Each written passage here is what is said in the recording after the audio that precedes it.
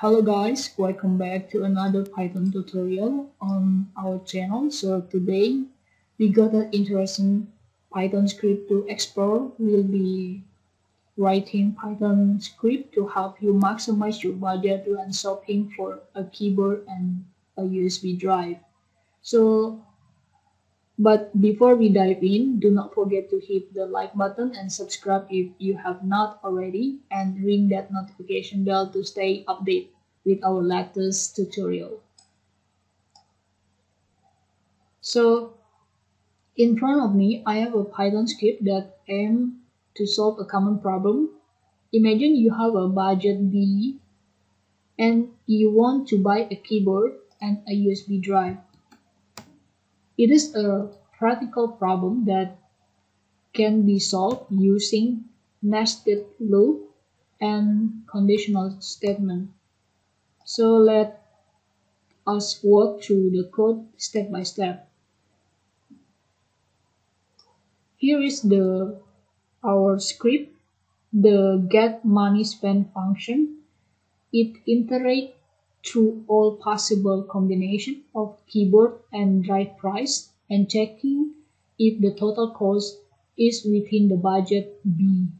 If it is, and the total cost is greater than the current maximum spend amount, okay, max money spent, then update it, the max money spent. So this approach ensures that we find the maximum amount we can spend on keyboard and a USB drive and given our budget. So let's run the script with some example input. We provide a budget and a list of keyboard price and a list of drive price, and the script will then calculate and output the maximum amount that can be spent on both items. Okay, so here the example you can see, and you can see, okay, the budget, the price, and the total amount. So, and there you have it, a simple yet effective Python script to maximize your budget when shopping for a keyboard and a USB drive. I hope you found this tutorial helpful. So,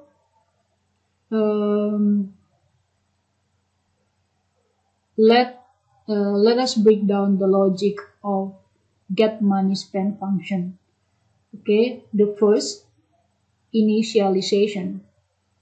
So the max money spent -1, this line initialize a variable max money spent with a value of -1. This initial value is chosen because it signifies that no valid combination of keyboard and drive price has been found yet. Second, nested loop for keyboard price in keyboard, for drive price in drives. The function used two nested loop to iterate through all possible combinations of keyboard and drive price. The outer loop iterates over the list of keyboard price, and the inner loop iterates over the list of drive price. So the third part is the total cost calculation. So inside the nested loop, the total cost of a combination is calculated by adding the current keyboard price and the current drive price.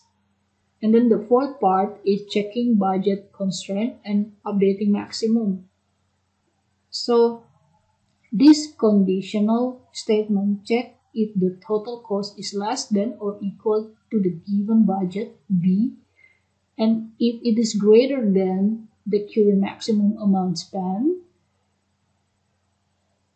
If both conditions are met, it means the current combination is within the budget and has a higher cost than the previously recorded maximum.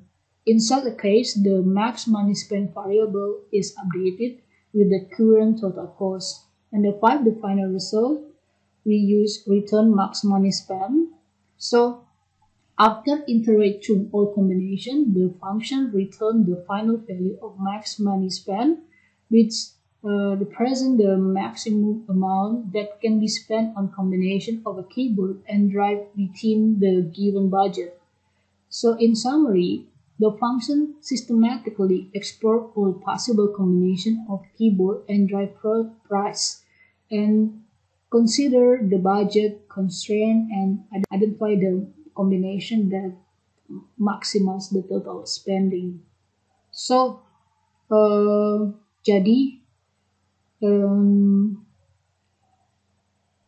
saya dapat email dari salah satu website coding hackering untuk menyelesaikan fungsi get money spend. Nah, dia ini kalau kita jelaskan logika codingnya ini dari fungsinya, kayak max money spend sama dengan -1, ini baris ini menginisialisasi variabel max money point dengan nilai -1. Jadi nilai awal ini dipilih karena menandakan bahwa belum ditemukan kombinasi yang valid dari harga keyboard dan drive. Nah, kita akan pakai nested loop atau loop bersarang. Jadi fungsi menggunakan dua perulangan bersarang nested loop untuk mengiterasi melalui semua kombinasi mungkin dari harga keyboard dari drive yang memungkinkan dari semua ya. Jadi perulangan luar mengintegrasi melalui daftar harga keyboard dan perulangan dalam mengintegrasi melalui daftar harga drives. Nah, untuk perhitungan biaya total dalam perulangan dalam nested loop atau perulangan bersarang, biaya total suatu kombinasi dihitung dengan menambahkan harga keyboard saat ini, keyboard price, dan harga drive saat ini, drive price. Nah, kalau kita memeriksa batasan anggaran itu dan kemudian kita memperbarui nilai maksimum yang kita pakai itu, kita memakai pernyataan kondisional, di mana pernyataan kondisional ini memeriksa apakah biaya total ini kurang dari atau sama dengan anggaran yang diberikan, yang B, dan jika lebih besar dari jumlah maksimum yang sudah dicatat, maksudnya max money spend. Dan jika kedua kondisi terpenuhi, itu berarti kombinasi saat ini berada dalam anggaran dan memiliki biaya lebih tinggi dari maksimum yang tercatat sebelumnya. Dalam hal tersebut, variabel max money spend diperbarui dengan biaya total saat ini. Nah, yang berikut itu return max money spend. Jadi setelah melakukan iterasi melalui sebuah kombinasi, fungsi mengembalikan nilai akhir dari max money spend yang mewakili jumlah maksimum yang dapat dihabiskan untuk kombinasi keyboard dan drive dalam anggaran yang diberikan. Jadi secara ringkas fungsi ini secara sistematis mengeksplorasi semua kombinasi yang mungkin dari harga keyboard dan drive dan mempertimbangkan batasan anggaran dan mengidentifikasi kombinasi yang memaksimalkan pengeluaran total. Nah, apa sih yang dimaksud dengan iterasi dalam kode? Itu merujuk pada proses pengulangan atau perulangan suatu blok kode beberapa kali. Jadi dalam konteks fungsi get money spend, iterasi digunakan untuk memproses semua kombinasi yang mungkin dari harga keyboard dan drives.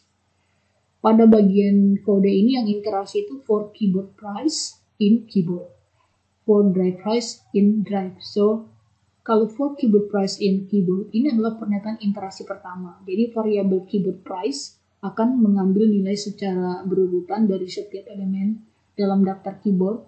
Dengan kata lain, blok kode di dalam loop akan dijalankan untuk setiap harga keyboard dalam daftar. Nah, kalau for drive price in drive, ini pernyataan iterasi kedua. Jadi bersarang di dalam iterasi pertama. Nah, variabel drive price akan mengambil nilai secara berurutan dan setiap elemen dalam daftar drive. So, jadi oleh sebab itu, blok kode di dalam loop ini akan dijalankan untuk setiap harga drive dalam daftar dan setiap kali iterasi pertama harga keyboard berubah. Jadi dengan adanya kedua pernyataan interaksi bersarang nested loop, setiap kombinasi harga keyboard dan drive akan dijelajahi secara sistematis. Jadi setiap kali perulangan kedua selesai, harga drive sudah diiterasi semua, kita kembali ke iterasi pertama untuk harga keyboard selanjutnya, dan proses ini terus berlanjut hingga semua kombinasi diuji. Jadi interaksi di sini adalah cara untuk mengeksplorasi semua kemungkinan kombinasi harga keyboard dan drive dalam rangka mencari nilai maksimum yang memenuhi kriteria tertentu, dalam hal ini budget. Oke, semoga bisa paham mengenai interaksi dan fungsi get money spend. Saya juga coba untuk supaya bisa divisualisasi. Kalau loop bersarang itu nested loop ini adalah teknik di pemrograman di mana satu atau lebih perulangan ditempatkan di dalam perulangan lain. Jadi setiap interaksi dalam perulangan luar, perulangan dalam akan dieksekusi sepenuhnya. Nah, jadi sintaks loop bersarang atau nested loop ini melibatkan penempatan satu pernyataan for atau while di dalam pernyataan for atau while yang lainnya. Oke, jadi sudah ada contohnya sih. Semoga bisa paham lah. Jadi loop bersarang atau nested loop ini seringkali digunakan ketika kita perlu mengeksplorasi kombinasi semua elemen dalam dua atau lebih koleksi data. Oke, jadi ini sebenarnya berguna untuk menangani situasi di mana setiap elemen di dalam satu loop perlu dikombinasikan dengan setiap elemen di dalam loop lainnya. Oke. Dalam hal ini harga keyboard dan harga drives. Okay guys, see you in the next video. And if you enjoy this video, give it a thumb, share it with your friends, and do not forget to subscribe for more Python tutorial. If you have any question or topic you would like us to cover in future video, leave a comment below. Okay, thanks for watching and happy coding.